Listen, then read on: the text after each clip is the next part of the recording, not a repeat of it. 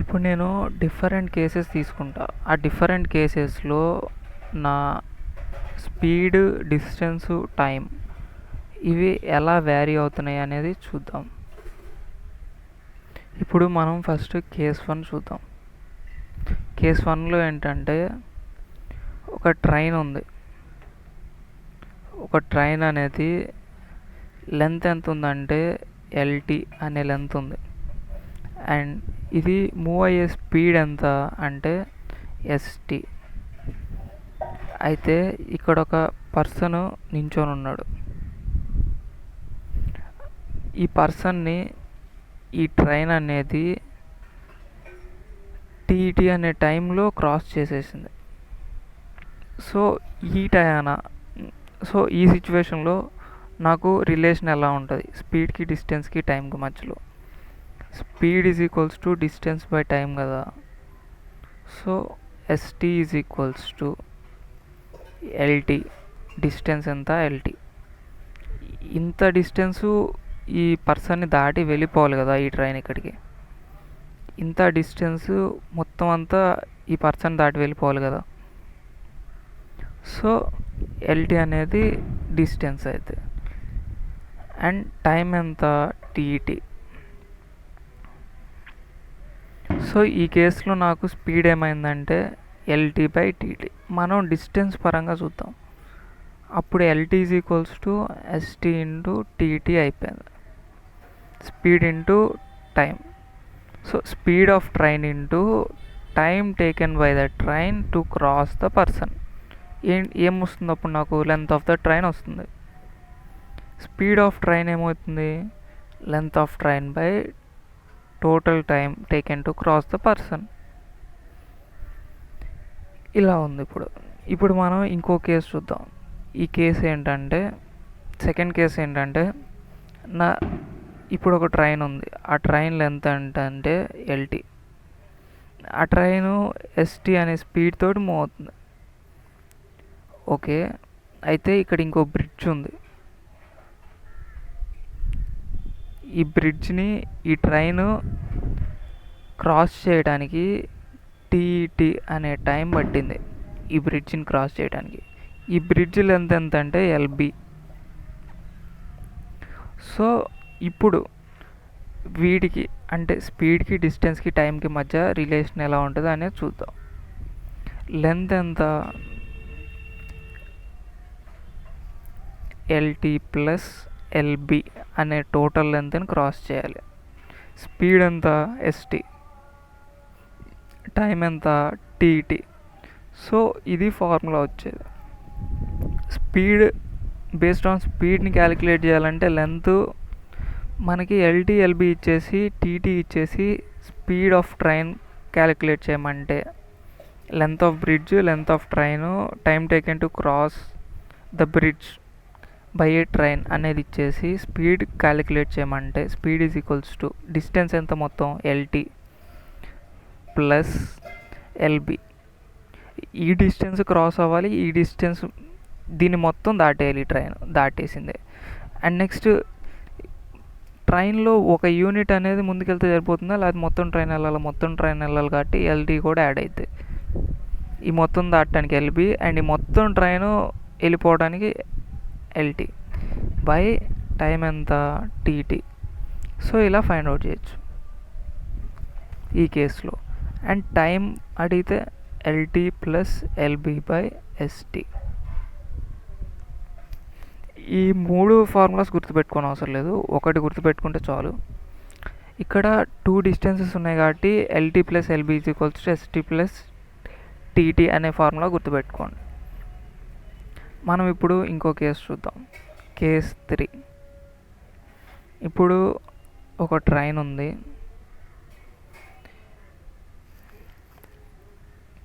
And ఒక person ఉన్నాడు. ఈ పర్సన్ అనేవాడు ఇందాక స్టేషనరీగా ఉంటే speed is equals to ST is equals to LT by TT అయింది. LT is equals to ST into TT అయింది. కానీ ఇప్పుడు ఈ పర్సన్ అనేవాడు మూవ్ అవుతున్నాడు.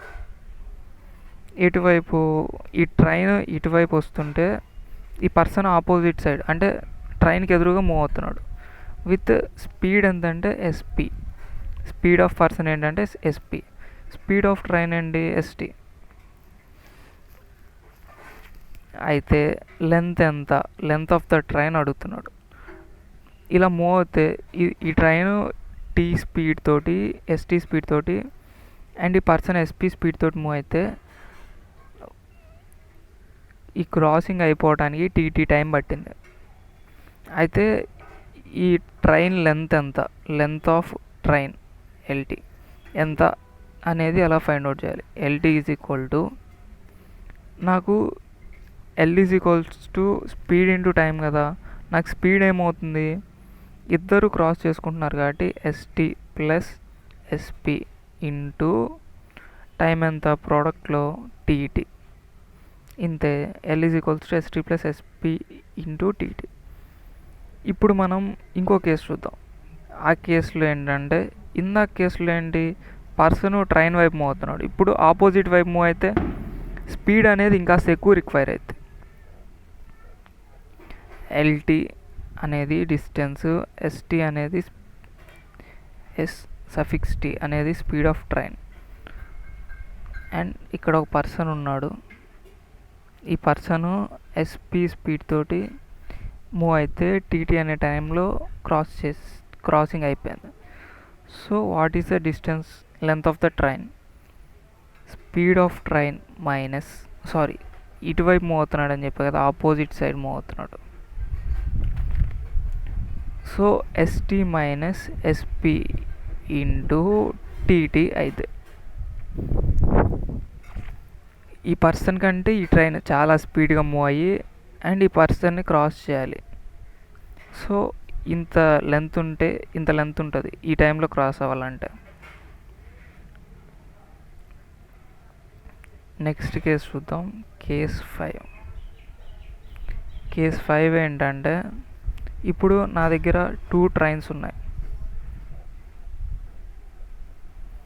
ఇదొక ట్రైను, ఇంకొక ట్రైన్ ఏమో ఇక్కడ ఉంది. ఇప్పుడు ఈ 2 ట్రైన్లు మూవ్ అవుతున్నాయి. అయితే ఇది ఇటు మూవ్ అవుతుంది, ఇది ఇటు మూవ్ అవుతుంది. ఇది నేను ట్రైన్ 1, ఇది నేను ట్రైన్ 2 అనుకుంటే, సో దీని లెంత్ ఎంత, లెంత్ ఆఫ్ ట్రైన్ 1 LT1, దీని లెంత్ ఎంత, length of train 2 LT2. Then ఇదొక స్పీడ్ తోటి మూవ్ అవుతుంది, ST1 అనే స్పీడ్ తోటి, ఇది ST2 అనే స్పీడ్ తోటి మూవ్ అవుతుంది. సో ఈ కేసులో నాకు టైం ఎంత పట్టిందంటే టీటీ అనే టైం పట్టింది. ఇన్ దిస్ కేస్ లెంత్కి స్పీడ్కి టైంకి మధ్య రిలేషన్ ఎలా ఉంటుందంటే LT1 ప్లస్ LT2, ఇదే కదా టోటల్ లెంత్ క్రాస్ అవ్వాలంటే, ఈజ్ ఈక్వల్ టు స్పీడ్ ఎంత, ఇది ఇటువైపు ఇది ఇటువైపు వెళ్తున్నాయి. సో రెండు ఆపోజిట్గా వెళ్ళి క్రాస్ అవుతున్నాయి కాబట్టి రెండింటి స్పీడ్ యాడ్ అవుతుంది, ST1 plus ST2 into time ఎంత టీటీ. ఇలా వచ్చింది నాకు రిలేషన్. ఇలా ఉంటే కేస్, ఇప్పుడు 2 ట్రైన్లు ఆపోజిట్గా కాకుండా ఒకవైపే మూవ్ అవుతున్నాయి అనుకోండి. T1 అనే ట్రైను ఇటే మూవ్ అవుతుంది ST1 అనే స్పీడ్ తోటి, అండ్ నా దగ్గర ట్రైన్ T2 ఉంది, అది కూడా ST2 అనే స్పీడ్ తోటి ఇటువైపే మూవ్ అవుతుంది. ఇన్ దిస్ కేస్ రిలేషన్ ఎలా ఉంటుంది, LT1 ప్లస్ LT2. డిస్టెన్స్ ఏమైనా చేంజ్ అయిందా, కాలేదు. స్పీడ్ అయితే రెండు ఇటే పోతున్నాయి కాబట్టి ఇది దీన్ని క్రాస్ చేయాలి, ఎందుకంటే ఇది ఎక్కువ స్పీడ్ తోటి పోతుంది అనుకుందాం. So in this case ST1 minus ST2 into TT అనే టైం పడితే ఇది నాకు ఫార్ములా అయిపోతుంది. ఇవి కాక ఇంకొక 2 కేసెస్ ఉన్నాయి, ఆ 2 కేసెస్ కూడా చూద్దాం. ఇప్పుడు మనం కేస్ 7 చూద్దాం.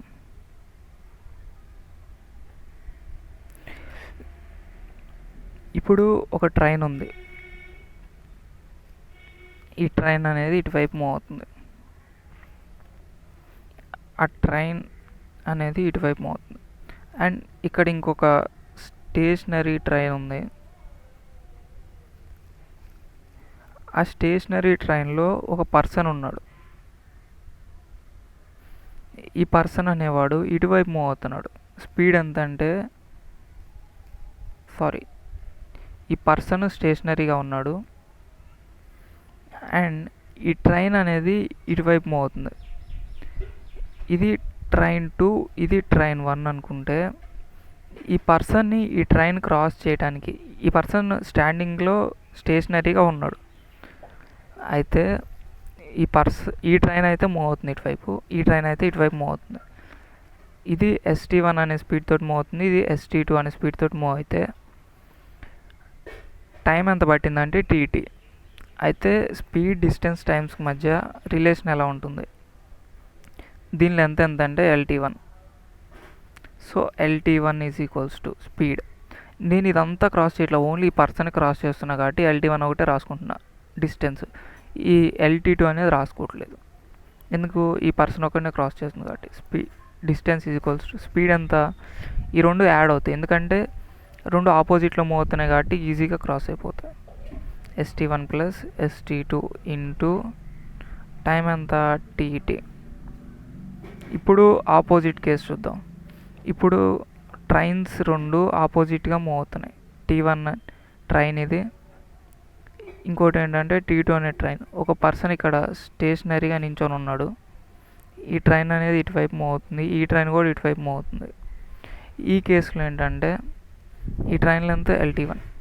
సో ఇప్పుడు ఇది ST1 స్పీడ్ తోటి, ఇది ST2 స్పీడ్ తోటి అండ్ TT టైం పడితే ఈ పర్సన్ క్రాస్ చేయడానికి రిలేషన్ ఎలా ఉంటుందంటే ఈ పర్సన్ స్టేషనరీ నుంచి ఉన్నాడు, ఈ ఒక్క పర్సన్ క్రాస్ చేయాలి కాబట్టి డిస్టెన్స్ ఎంత LT1. ఈ మొత్తం డిస్టెన్స్, ఈ మొత్తం ట్రైన్ అనేది ఈ పర్సన్ క్రాస్ చేసింది is equals to ST1 minus ST2. ఎందుకంటే ఈ ట్రైన్ అనేది స్పీడ్గా వెళ్తుంది దీనికంటే, సో దీన్ని క్రాస్ చేసి వెళ్ళిపోవాలి ఇంటూ TT అంటే టైం. ఇలా డిఫరెంట్ కేసెస్లో డిఫరెంట్గా టైమ్స్, స్పీడ్స్ చేంజ్ అవుతూ ఉంటాయి. బేస్డ్ ఆన్ ద కేస్ మనం ఏ ఫార్ములా అనేది కన్సిడర్ చేసుకోవాలో ఆ ఒక ఫార్ములా మాత్రమే కన్సిడర్ చేసుకోవాలి.